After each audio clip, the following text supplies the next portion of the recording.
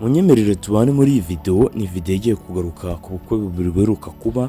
Muri ubwo bukwe bubiri buheruka kuba turarebamo ibintu byagiye bitangaza ndetse n'ibindi bintu byiza cyane byagiye bibamo. Turagenda tubivangavanga muri iyi video tureba ukuntu byari byiza.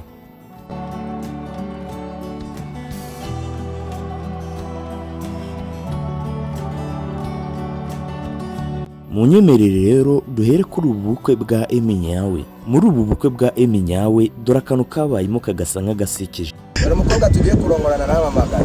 Gasubiremo ako kantu. Dore umukobwa tugiye kurongorana n'abamagara. Uyu munsi urama uyu munsi urama ntaguma. Ariko uzi kuri kamera. Kuri kamera arampanye. Emmy Nyawe rero yarabanje aramenyesha aravuga ati ugomba kumana itegeko, ariko n'ubundi nibyo nuko yigezaga nkana n'ubundi yarabizi ko arahabwa ibyo ahabwa, bimwe mu byo bamwe bita umutungo karemano.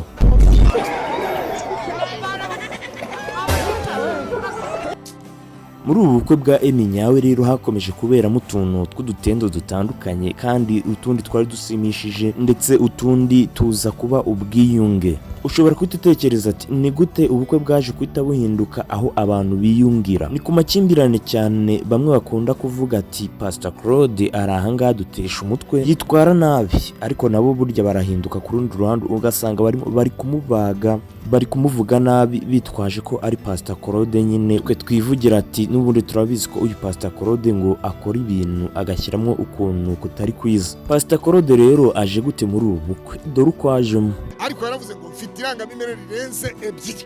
Irirenze ebyiri ni ukuvuga ngo zavuga kuri ngejeho. Mu yandi magambo arasa imbabazi nanjye zimusabe. Yaramvuze ndamusabana imbabazi.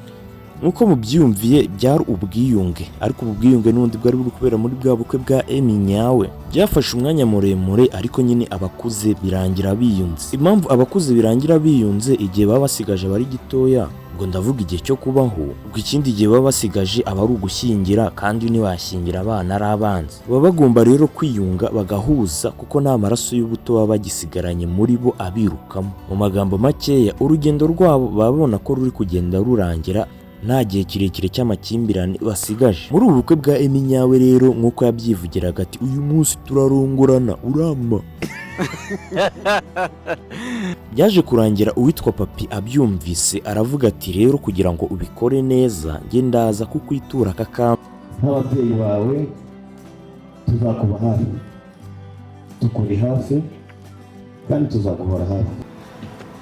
Umwihariko mbemereye ukwezi kwa buki i Rubavu. I Rubavu uko mazi. Nkuko mubyumvire rero uyu Papi we yashakaga ko nyine ukwezi kwa buki kwabo kwababera ukwezi kwa buki kuryoshye. Dore kandi kantu kabaye muri ubu bukwe ushobora kumva kakagufasha maze kakaguhindurira imitekerereze. Narambara ako kantu wambaye. Mba numva nanjye ngenda ndibwa dibwa. N'umuntu aguhereza n'ikindi cyubahiro. Naje gusanga iyo umuntu afite umuryango noneho byaranyuzwe mu buryo bwemewe n'amategeko, imiryango n'Imana ikabyemera, uba uri umuntu wuzuye.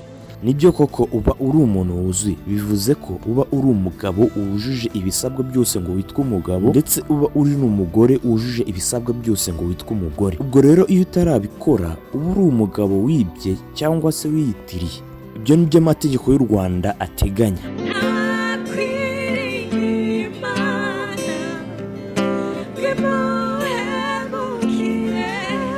Nkuko twabivugaga twavuga ko iyi video iraza kugaruka ku bukwe bubiri buheruka kuba vuba aha, ndetse ubwo bukwe twabubonye. Ndabashimiye rero cyane ababanye natwe muri iyi video. Nge nitwa Olivier, Imana ibarinde.